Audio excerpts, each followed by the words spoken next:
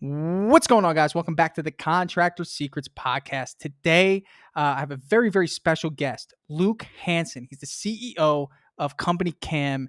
Really awesome conversation. Even more awesome of a person.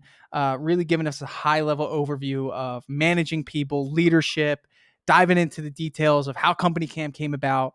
Man, such an awesome episode here. I think you're really going to enjoy this. Now, just so you know, if you click the link in the description, Luke gave us a special discount to anyone that wants to try CompanyCam. So feel free to check that out. And the episode starts right now. The big question you need to ask yourself every day is, do I own a job or do I own a business? And unfortunately, the majority of contractors out there own a job. That's right, they're a slave to their own business. But the other side of the fence is so much greener, it's so much better, and that's when you're finally fully in control of your destiny, your freedom, your time. And that's what Contractor Secrets is about. It's about taking back our time, building a business with systems, standards, values, procedures, putting yourself in the driver's seat. And that's what it's about. So I'm excited. I'm happy to have you here. Let's dive into the Contractor Secrets podcast. 8:30 in the morning. We're live, brother. We're live, Luke. I want to be respectful of your Awesome. time, man. We're rocking and rolling. I have a lot of questions, but I want to introduce you. Everyone, I'm here with Luke he is the CEO of CompanyCam. And it's working its way into our industry, man, the painting industry. I know you guys primarily started with roofers. Is that the case? Yeah. So I come from the roofing industry. Like Yeah, my dad tell me the owns a story, roofing man. I company. got to hear the story. I want to hear it from you. I asked I around. will- I heard there's a legendary tale. Yeah, I don't know about that. It's like everything gets better over time, like it gets Okay. exaggerated. But no, so like I'm from Lincoln, Nebraska, Okay. right in the middle. My dad, went to college, I think got a master's degree in some like sports science or something. He wanted to be a coach and a trainer, and the market was terrible. And so he was like, he grew up on a farm. So he's like, I'll start this construction company. So he started roofing houses basically the year I was born. Wow. Kind of an intimate type of deal. And that grew pretty steadily. Like when I was in high school, it was me and my buddies roofing houses, and then I think now they've got like 150 employees, and it's really grown steadily over the years. Yeah. But I was running our marketing by this time in about 2014.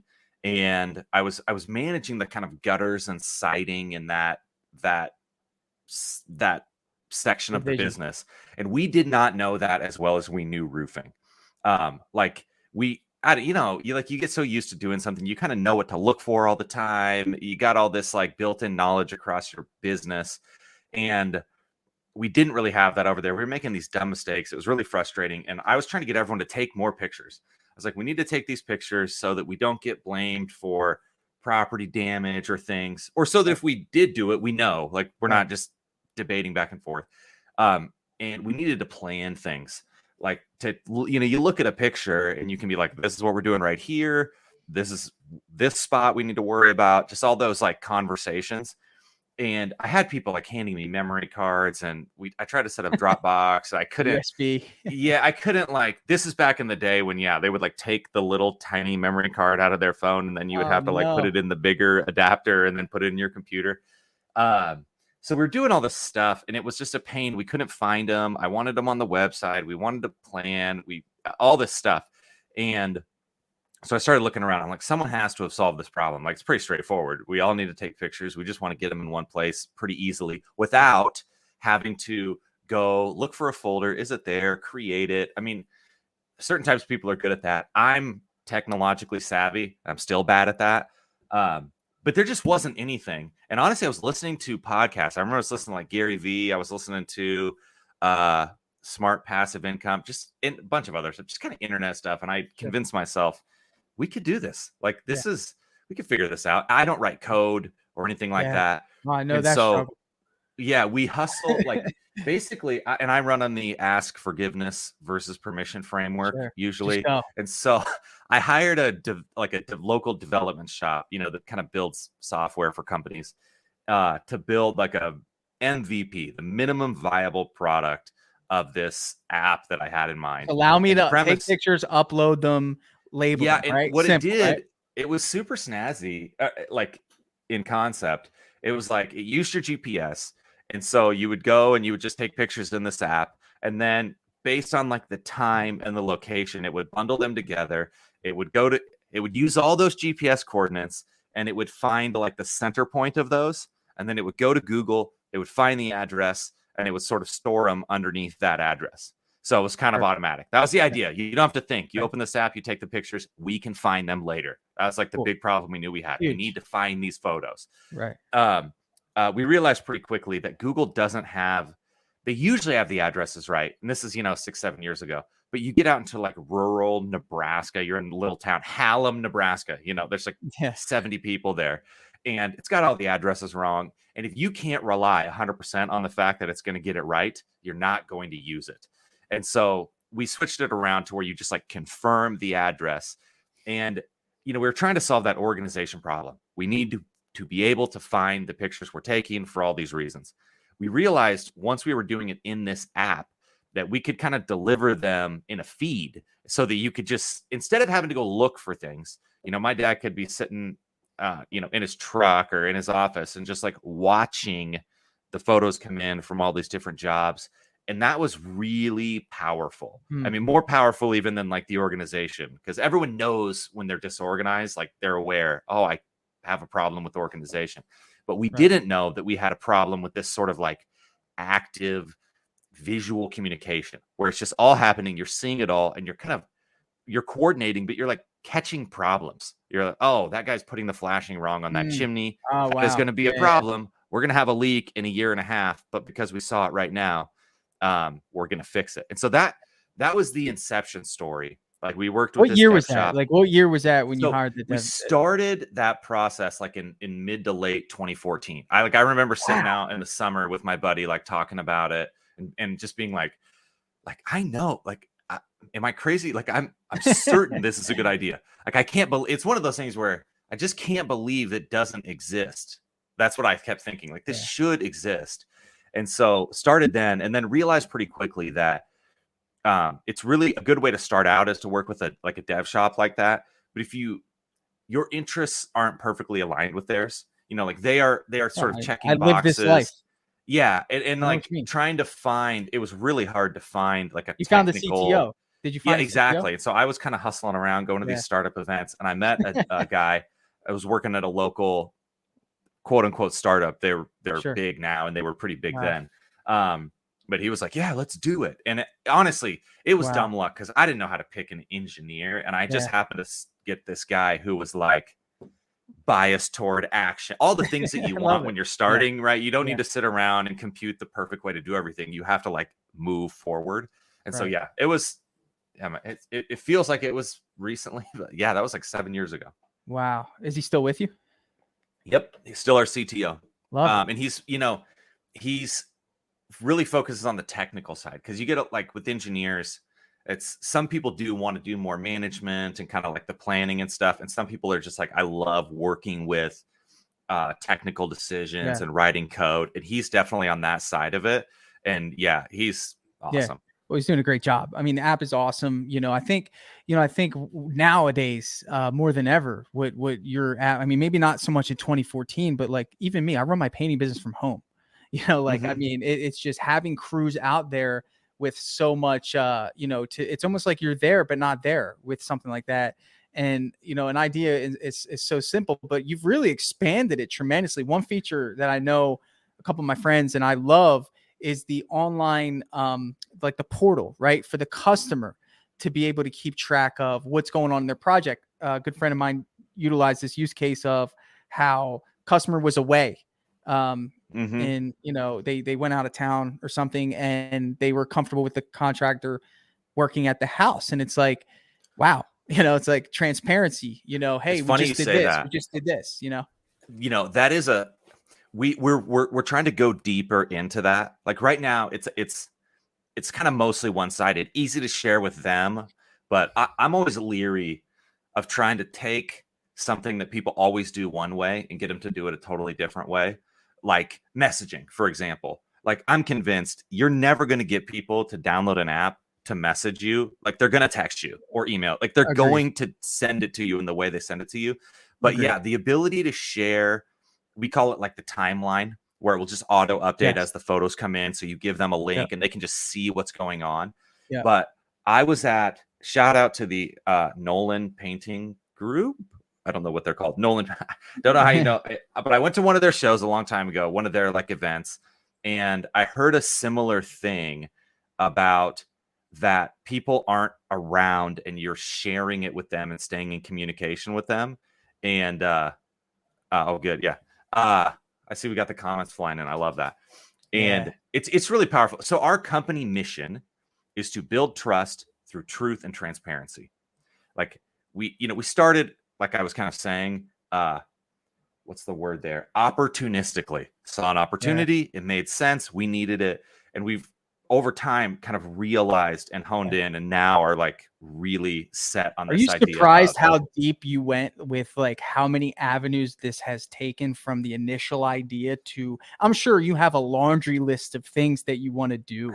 And it's like, how do you stop yourself from messaging your developer when, because you're an idea guy. So I'm sure like how do you stop yourself and say like maybe you battle with that? Yeah, I mean, I like went through old mock-ups this morning and was messaging our head of product. Okay, I'll come up in a minute. My daughter just informed me. Can you stay down here, sweetheart? Sorry.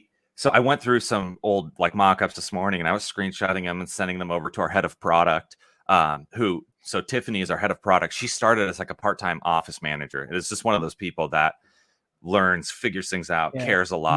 Paved their own way. Love that. But yeah, that question you're getting at is a really hard balance, because you want to drive high standards and you do really care. And I have a lot of ideas, but at the same time, you want to let people figure it out, give them space to do really good work. I mean, when we started, I was like leaning all over Chad, our CTO, like watching him write code, ask him a million questions.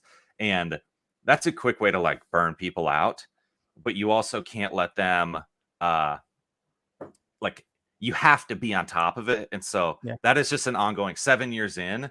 I feel like I'm in a pretty good routine there, where it's like you give feedback at the right times and the right places and that, but you're not kind of micromanaging. But it's completely a balance that like you got to figure out on your own almost wherever you are.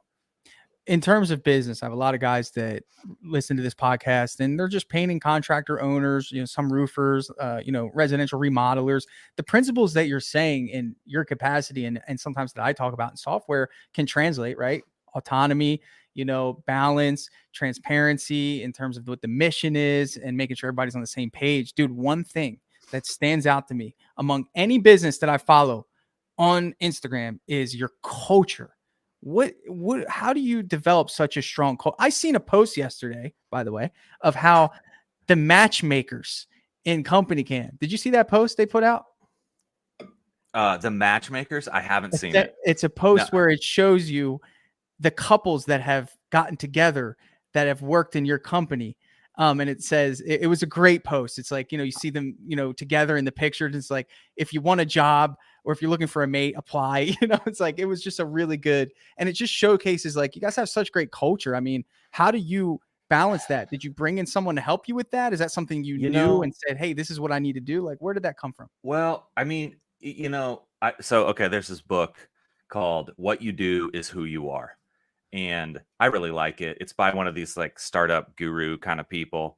But it is basically saying that like you can say a whole bunch of stuff. You can write down a bunch of values and the kind of things that you try to do. But really it's like it's about what you do. And I'm pretty laid back and I want to have fun. And we spend a lot of time working. And I don't want to sacrifice like the enjoyment of my life to try to just grind it out 24/7. You got to work hard, but it's finding that kind of that balance in between. And so we do have an awesome like VP of people, basically HR, but the culture stems from kind of like how you do things, how you handle things, how you treat people.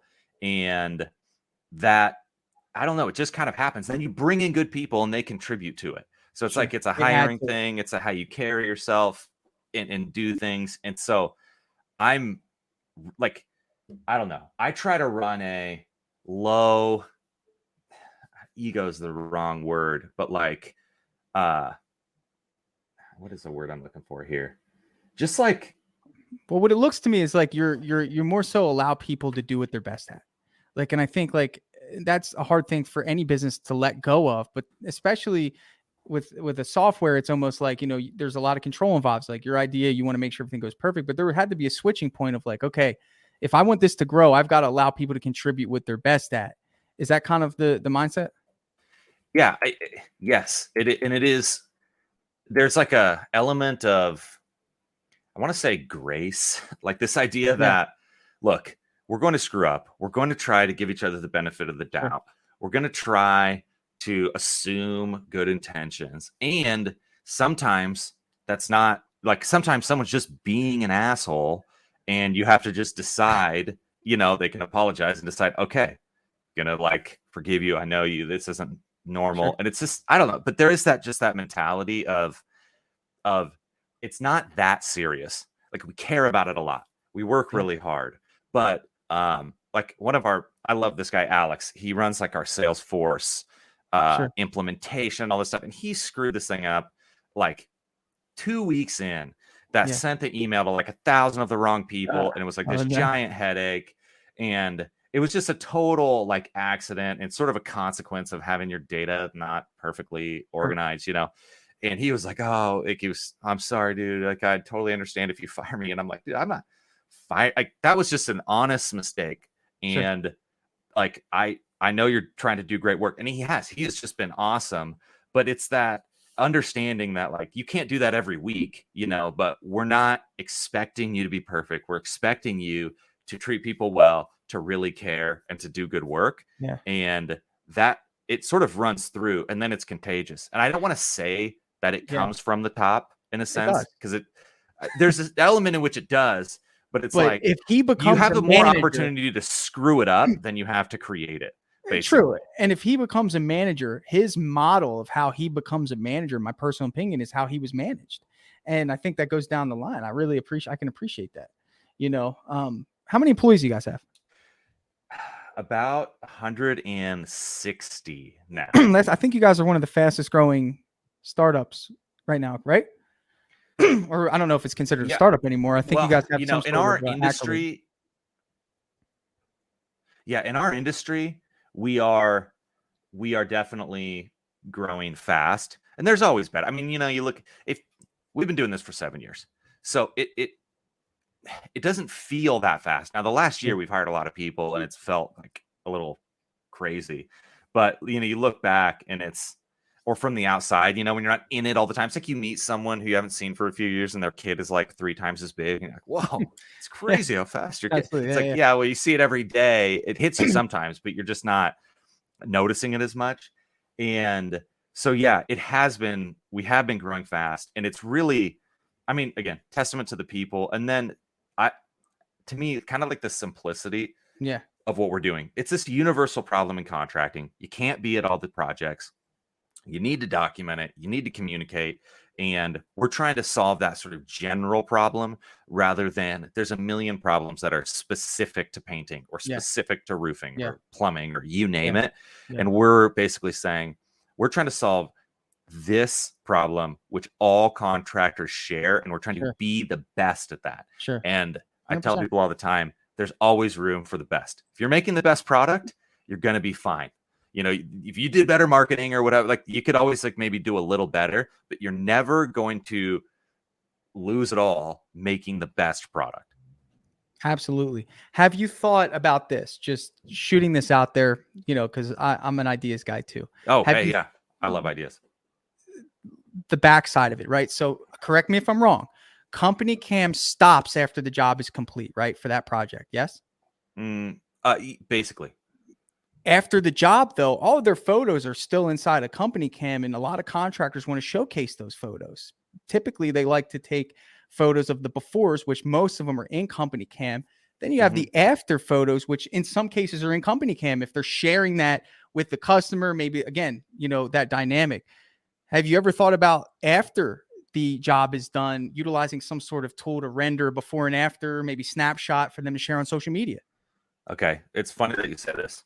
So there's two things. We have what we call the before and after camera. Okay. So if you are in the camera of CompanyCam, if you look at the very bottom of the screen, one of them says before and after, and it's this really cool way to take before and after photos. Okay. So it like uses the before photo and like ghosts it over the screen so that you can perfectly line up the after, and then it lays them out into a template. Oh, that's cool. So Okay, that's yeah, cool. it's sort of, I don't want to say it's totally hidden, but it's definitely not like in your face. So we have that, and then you use the word showcase, which is perfect because we have another feature that we just rolled out a couple months ago called Showcases, and it allows you to put this little piece of code on your website, and we'll help you do it. But then you can publish your projects directly from CompanyCam to your website. That's it. So you just go in and you're like, oh, I want to share this, and it creates this beautiful, like kind of. It almost looks like an Airbnb listing area where it shows the projects, and you open it up. Is and it then like a widget on the website? Yeah. Oh, It looks like it's part of your website, but it's running from our site. But like you can categorize them by the type of project and the materials you used. For example, like maybe it's a certain paint color, whatever. And then when people go to your website, they can sort through and filter and be like, oh, I just want to see ones with, Dove white, or I'm making oh, up that's paint colors. crazy. And if side note, we're thinking about building a house next year. I was talking to our builder, and he said, yeah, we painted this house Dove white. And I was like, Dove? Yeah. You mean Dove? It just made me laugh. So yes, we are absolutely in the future. Like we're holding 500 million photos right now. And most of the reason people are taking these photos. Yeah, that's funny. It's like the cost of software are people. That's always important to remember. People cost money. Servers cost almost nothing. Yeah, in our mind, all of these photos, it's all part of just doing the job, right? Like, you're estimating day of, and then after you want to take some photos for marketing, we want to empower that. So like with our before and afters, you can share them right to Facebook, Facebook, Instagram. You can do whatever you want with those. I missed that before and after thing. I can't. You should check it out. I'd love to get your thoughts on it because I mean, it's pretty slick, and we're trying to make it so that someone who is in a hurry and is not a Photoshop wizard can make something easily shareable that shows their good work without having to do any of this extra stuff. Like they can do it in 10 seconds. B&A right here. Okay. Yeah. It doesn't say before and after. B&A. Okay. Yeah, okay. you should check it out. Send me some photos. Cool. But I will. This idea of sharing, like you're generating all of this photos, videos, all of this content, so to speak, right? And you use it for your operations and that stuff, but you also want to use it to grow your business for your marketing. And that is where we're spending a lot of energy with this showcases and with these ways of trying to say, how do we make these photos more valuable to grow your business? Not just, to like the management stuff I was talking about, but you're exactly on the right track. I think from the painting perspective is first of all, when it comes to Facebook marketing, is the painting sector. I mean, you really, all you got to do is put a good before and after picture, and you're getting traction. And I'm not knocking roofers, but it's just, you're not getting that as much of an appeal trigger on a roof. No, it's crazy though. Because roofing, people care less about roofs than they care about the painting of their home by a lot. And it's definitely not as sexy, but there is that visual transformation. More of a need than a want. Well, I've been shocked with the amount of our like HVAC and plumbing customers that use the before and afters. No one, which just was not intuitive to me. Who cares what your unit looks like? Right. But what one guy told me, which I thought was just spot on, he said, everyone can tell the difference between new and nice and clean and old and dirty and disgusting. And if you just show them that transformation, even if it's inside of their wall or behind their toilet or something, anyway, they won't see it, but they feel like, oh yeah, that looks way better. And they'll feel that they paid for something and got some value rather than like, this is something I'm never going to notice. 100%. Agreed with that. So I'm going to give a roofing example here just because I don't know the painting one. But when when you're getting these photos streamed to you all day, where you can just open up your phone, you can see it happen. One thing we run into in roofing a lot is like rotten wood. If there was a leak, there's like rotten decking, that kind of a thing. And if at the end of the day, we replace it and we do everything right. And then we tell the customer, hey, we had to replace 10 sheets of plywood. That's going to be $500 or something like that. Or now maybe $4,000. But, but like, it's one thing. They're like, oh, did they actually do it? It's annoying. Whereas if they get a picture texted to them in the middle of the day that says, oh man, we found all this rotten decking. We're going to take care of it. And then they get another picture texted to them showing them, oh, this nice new OSB is installed. Now it's like, oh, they're taking care of me. I saw what they did. And when they pay extra, they're not sour about it. Like they feel like you were looking out for something they didn't know about. There's a fear there for sure. I mean, there's definitely a fear in terms of an average consumer when you can't see what they're doing. And most people aren't going to climb up there. Have you ever had anyone climb up on the roof? Any customers? So yes, and I have had a 90-year-old woman, 90 years old. I turn around and she's getting off the top of the ladder, and it was a low slope roof, like it wasn't too steep. But I was like, ma'am, let me help you. She wanted to tell me something about what was going on. It was funny. But no, for the most part, you're right. Okay, sorry, you're triggering all these stories. I like stories. No one knows what good roofing looks like. Occasionally you see something that you can see from the ground and you're like, that's atrocious. That's different with painting. You're in the house, like you can see a little more of it. But we found right when we started using this at my dad's roofing company, that again, our motto, build trust through truth and transparency. So the truth is what you're capturing. That's the photos. They don't lie. They're time stamped. They're GPS stamped. You know who took them. You know where they were taken. It's like, that is the facts on the ground. And the transparency is like when you're using CompanyCam, everyone at your company that you give access to and permission can see that. So it's a sort of transparent sharing of information. And we saw our quality go up dramatically because instead of maybe we go inspect this certain roof and we have an opinion about how the vents were installed or something, but once we had all of our crew leaders on there, they would like make fun of each other if they did a bad job of cutting in a roof vent or something that no one would ever see. But, Jose would be on there and he'd be like, hey, Jim, this your first vent you've ever installed? And it's like, because you can have these conversations and you can mention people. And it was funny, but that social pressure of a whole bunch of people who know what good looks like are going to see this. And that mattered a lot more than whether I get a 9 or an 8 on my inspection or something like that to people. Like no one wanted to be the person getting made fun of in the chat, so to speak, for the work they were doing. Love that. Yeah. I mean, that social pressure, that team. And so that's a huge angle there, in terms of being respectful of your time. I want to kind of hit on one more thing in terms of leadership, right? In terms of you're taking this company. I know you guys just got another round of funding, I heard. I mean, you're doing so many things. I mean, how do you maintain level-headed? What is that thing for you that keeps you humble in the midst of all the craziness?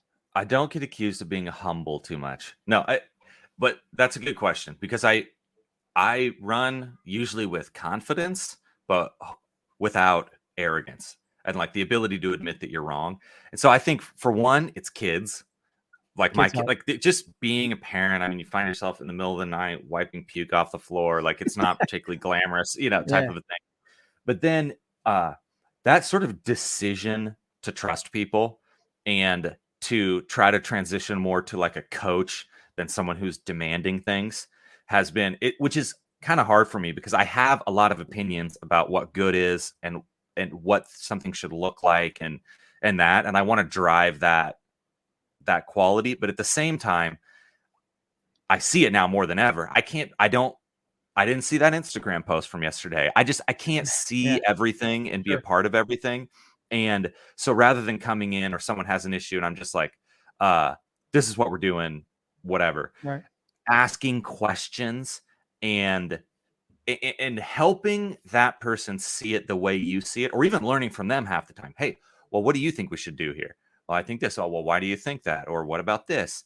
And asking those questions. And then nothing beats finding people that are ready for responsibility and looking to take more responsibility. I realized, I watched my dad run his business for a long time and saw a lot of just the way that he treated people, how he treated customers. I mean, they haven't changed their phone number in 30 years. They're always, things go wrong, but you're trying to do things right and you're running this high integrity operation.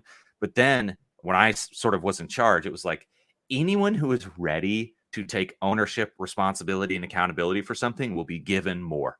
And for example, our part-time office manager who answered support questions and did some billing stuff is now running an entire product team of 50 people and all of these engineers because she was ready to take more responsibility at every step of the way. And we had a guy that we hired to just cold call people randomly. He runs our sales operations. Amazing. Because he's ready to take responsibility. So that finding people that are ready to take responsibility and then thinking with them rather than telling them what to do are two things that I try to practice. Not perfect by any means, but that will help you, like you said, keep a level head and help build other people up to the point that they're better than you. And then you don't have to worry about it. Yeah, that's a great mentality. I think we can all adopt in any business scenario. Man, appreciate your time. I'm a huge fan. I plan to integrate with you guys with Dripjobs to where once we send a proposal, that online link goes out with that proposal for the customer to keep track of the projects. So we definitely can't wait to be a part of what you guys have in this extension. I love it. And hey, if you have time, I'd love to do like a 30-minute demo. I'd love to just see Dripjobs and understand it, have you walk me through it. I love that kind of stuff. And then B, if I know something about it, I can if I bump into a painter, which I do from time to time. It'd be my pleasure. Well, we want to tap into the roofers too. It's not just for painters. We have a couple roofing companies using it now. We have landscapers using it. I have a stonework company, a granite company. So it's really any company that has a long sales process, not HVAC, not pressure washing, but if it's a long sales process from start to finish, Dripjobs is a good fit. Awesome. Well, hey man, keep up the good work. It looks like you're doing awesome stuff. Hey, we just started, man. I'm at the CTO phase. Keep hustling. I just locked in my CTO off of Reddit. I found him on Reddit. That's the hustle. It takes a lot of hustle, man. And you're doing it. So hey, shoot me an email for real, and I want to take a tour. Luke, thanks so much. If anybody wants to sign up for CompanyCam, I have a link somewhere that I'll put here. It's my affiliate link. You get a sweet discount. Thanks, Claire. CompanyCam.com/Dripjobs. Yeah, that's CompanyCam.com/Dripjobs will get you a special deal. I believe it's like 50% off or something. We do like a 2-week free trial and that stuff, but it gets you like an extra better deal than that. Yeah. And then we know that you came from Tanner and this podcast and will help get you set up right for painting. Yeah. And I'm telling you, the before and after is going to be a huge kick. Now that I know where it is, I can advocate it more. The before and after thing's awesome. One last thing. We have just released this sort of functionality to create these checklists, and we're thinking of looking for partners, like kind of photo checklists, and then expanding out from there to help us understand what kind of checklists are important in different trades. Sure. And so if you, for painting, or anyone listening to this has kind of sheets, checklists that they go through when they're out on site trying to either capture information or make sure that certain things get done, I'd love to talk to you to understand what you're doing. So that could be you, could be someone else, but feel free. I'm always available. Luke@CompanyCam.com. Send over your checklist. Yeah, because you want to make it to where you create templates, right? And obviously they could just we're trying to make that capturing information in the field process as simple and seamless as possible. Love it. Well, Thank you, Luke. I appreciate your time, my friend. I will be sending you an email with some information. Perfect. Thanks again. Thanks, Tanner. Awesome, See you, man. Yep. Dripjobs CRM is finally here. That's right. So Dripjobs is an automation platform for contractors, home service professionals that's going to automatically follow up with your customers. It's going to allow you to send invoices, estimates. It's going to allow you to send out blast marketing emails to individuals based on where they are in the buying process. This software is next level. And I'm reaching out to you. You're a listener of this podcast, and I want you to be one of the first ones to give it a shot. So if you want to see what Dripjobs can do for your business, I'd love for you to head over to dripjobs.com, sign up for a free demo, and get your team involved, and let us sit with you and show you how powerful this software is. It's going to save you time, it's going to make you money, and you're going to love the features that are built into Dripjobs. So if you want to check it out, head over to dripjobs.com, and we will give you first priority being a podcast listener to be one of the very first to try out Dripjobs in your home service business. I'm super excited to share that with you, and I'll catch you on the next episode.